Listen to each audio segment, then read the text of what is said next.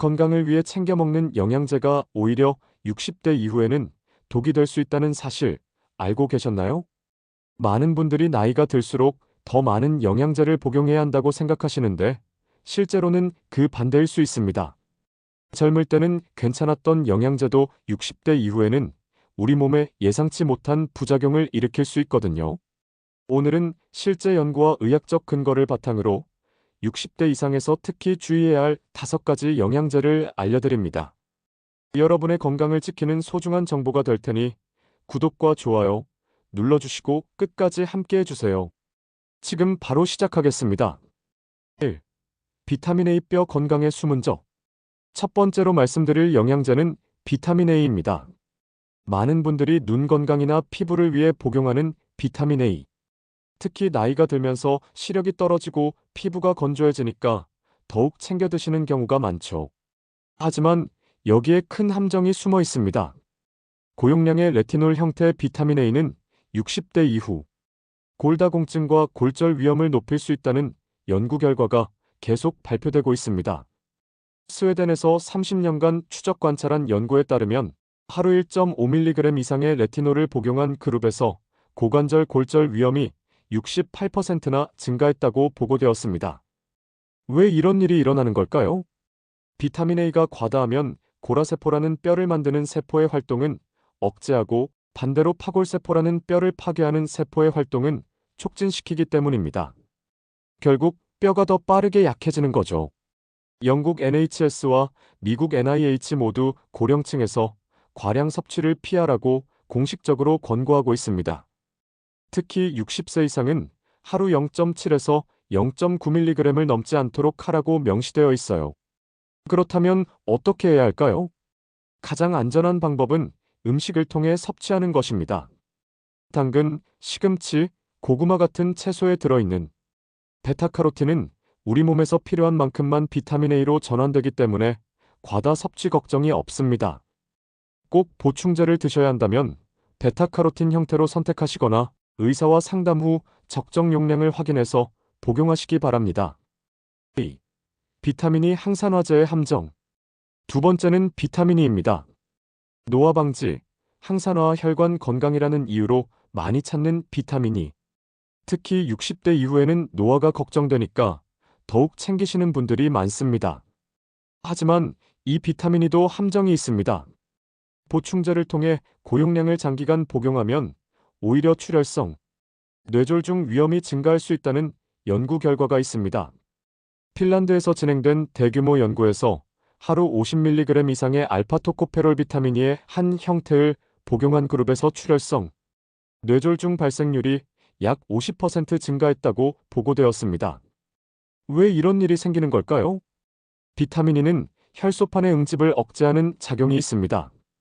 적당한 양일 때는 혈액순환에 도움이 되지만 과량 섭취하면 혈액이 너무 묽어져서 출혈이 멈추지 않을 수 있는 거죠. 특히 혈액 희석제인 와파린이나 아스피린을 복용 중인 60대 이상은 반드시 의사 상담 후 복용해야 합니다. 이미 혈액을 묽게 만드는 약을 먹고 있는 상황에서 비타민 E까지 더하면 출혈 위험이 급격히 높아지거든요. 실제로 수술 전에는 비타민 E 보충제를 2주 전부터 중단하라고 권고하는 것도 이런 이유 때문입니다. 그럼 어떻게 해야 할까요? 견과류, 씨앗류, 식물성 기름을 통한 자연스러운 섭취가 가장 안전합니다. 아몬드, 해바라기씨, 올리브오일 같은 음식들 말이죠. 이런 음식들은 비타민 E와 함께 다른 영양소들도 균형 있게 제공하기 때문에 과다 섭취 위험이 적습니다. 보충제로 드셔야 한다면 하루 15mg을 넘지 않도록 하시고 다른 약물과 함께 복용 중이라면 꼭 전문가와 상담하세요. 3. 철분 필요 없는 철분은 독. 세 번째는 철분입니다.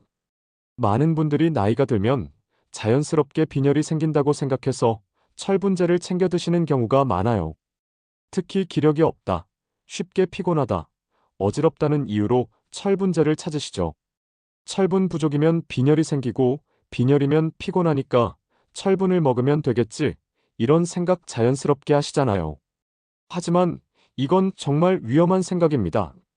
폐경 이후 여성과 대부분의 60대 이상 남성은 철분 요구량이 크게 줄어듭니다. 여성의 경우 월경이 끝나면서 철분 손실이 급격히 줄어들고 남성도 나이가 들면서 철분 배출 능력이 떨어지기 때문이죠. 실제로 미국의 국민건강영양조사 데이터를 보면 50세 이후 남성의 90% 이상, 폐경 후 여성의 85% 이상이 철분 과다 상태에 있다고 나타났습니다. 철분이 부족한 게 아니라 오히려 넘치는 상황인 거예요. 빈혈이 없는데 철분제를 복용하면 어떤 일이 생길까요? 첫 번째로 위장 장애입니다. 메스꺼움, 변비, 복통, 속쓰림이 흔하게 나타나죠. 특히 60대 이후에는 위산 분비가 줄어들어서 위장이 더 민감해지는데 여기에 철분제까지 더하면 위장 트러블이 심해질 수 있어요. 두 번째로는 간 손상 위험이 있습니다. 과도한 철분이 간에 축적되어 간섬유화, 심하면 간경화까지 일으킬 수 있어요. 철분은 산화 스트레스를 유발하는 대표적인 미네랄이거든요. 더 심각한 건 심혈관 질환 위험입니다. 철분이 과다하면 활성산소가 많이 생성되어 혈관벽을 손상시키고 동맥경화를 촉진할 수 있습니다. 핀란드에서 진행된 대규모 연구에서 혈중 페리틴 철분 저장, 단백질 수치가 높은 남성에서 심근경색 위험이 2.2배 증가했다는 결과가 나왔어요. 미국에서도 비슷한 연구 결과들이 계속 발표되고 있습니다. 또한 철분 과다는 당뇨병 위험도 높입니다. 철분이 췌장의 베타세포를 손상시켜서 인슐린 분비를 방해할 수 있거든요. 더욱 문제가 되는 건 철분제의 약물 상호작용입니다.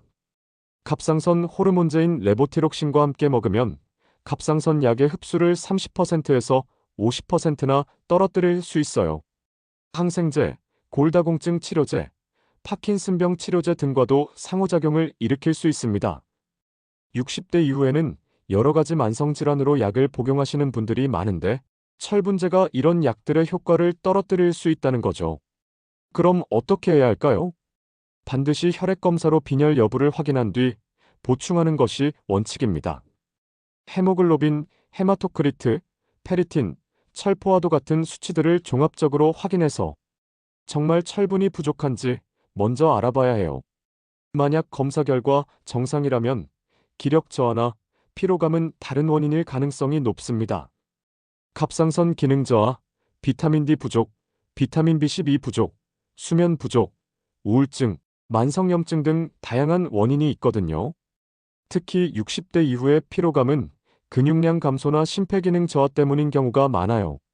이런 경우에는 철분제보다는 적절한 운동과 단백질 섭취가 더 도움이 됩니다. 철분이 정말 부족하다고 확인된 경우에만 의사의 지시에 따라 적정량을 복용하시고 정기적으로 수치를 체크하면서 조절하는 것이 중요합니다. 그리고 다른 약물과는 시간 간격을 두고 복용하셔야 해요. 정말 철분이 부족한지 먼저 알아봐야 해요. 만약 검사 결과 정상이라면 기력 저하나 피로감은 다른 원인일 가능성이 높습니다. 갑상선 기능 저하, 비타민 D 부족, 수면 부족, 우울증 등 다양한 원인이 있거든요. 철분이 정말 부족하다고 확인된 경우에만 의사의 지시에 따라 적정량을 복용하시고 정기적으로 수치를 체크하면서 조절하는 것이 중요합니다. 4. 칼슘 보충제 과유불급. 네 번째는 칼슘 보충제입니다. 골다공증 예방을 위해 무조건 칼슘제를 챙기는 분들 정말 많습니다.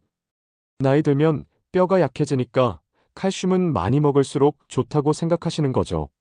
하지만 이것도 큰 착각입니다. 칼슘 보충제 과잉 섭취는 여러 가지 심각한 부작용을 일으킬 수 있습니다. 첫 번째는 신장결석입니다. 과도한 칼슘이 소변을 통해 배출되면서 신장에서 결석을 만들 수 있어요. 특히 60대 이후에는 신장 기능이 떨어지기 때문에 더욱 위험합니다. 두 번째는 혈관 석회화입니다.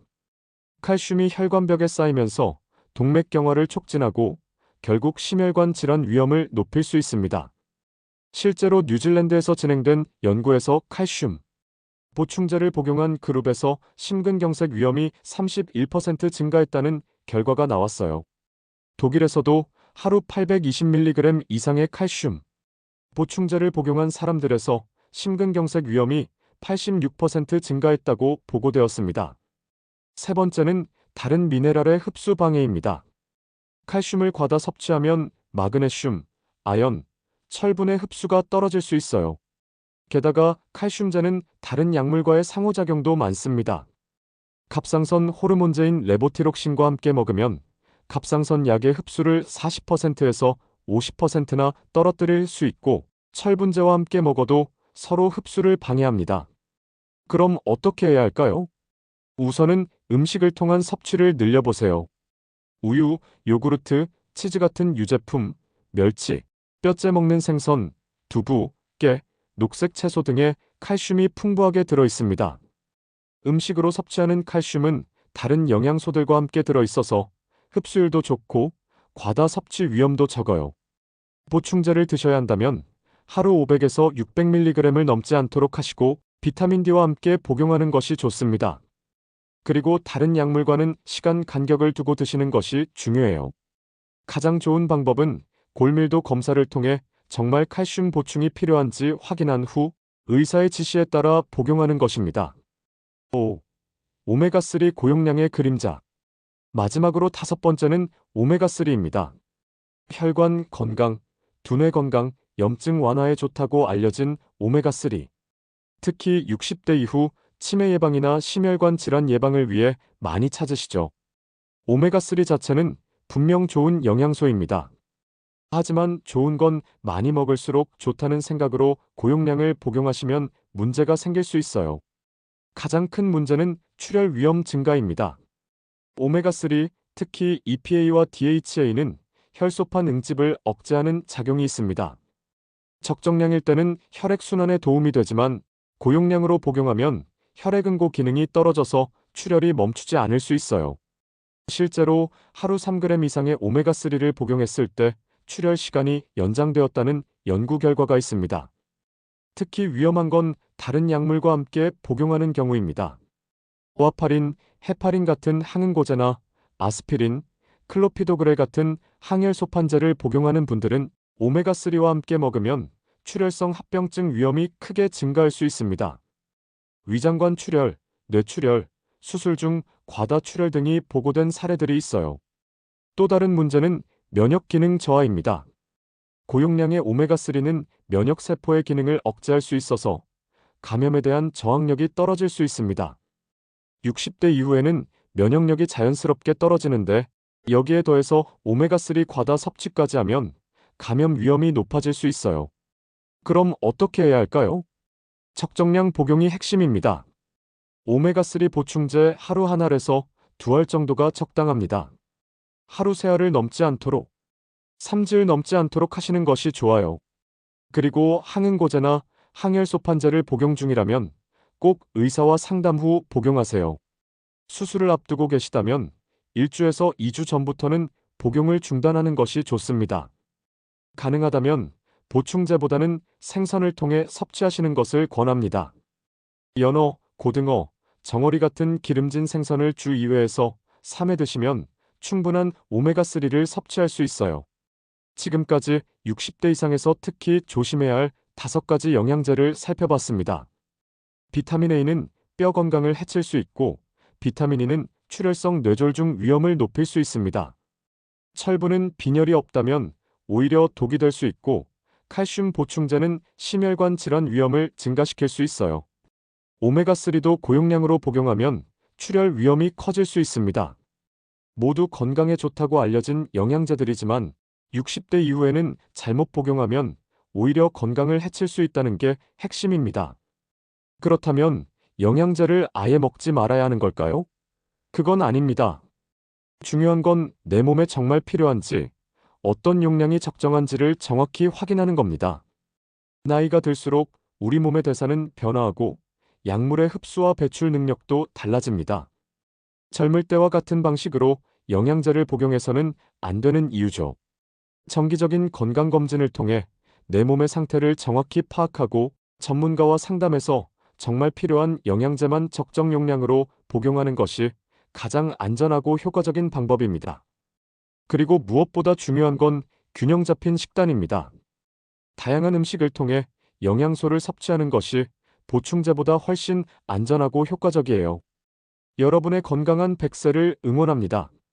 구독과 좋아요는 더 많은 분들에게 올바른 건강 정보를 전해드리는 힘이 됩니다. 다음에도 유용한 건강 정보로 찾아뵙겠습니다. 감사합니다.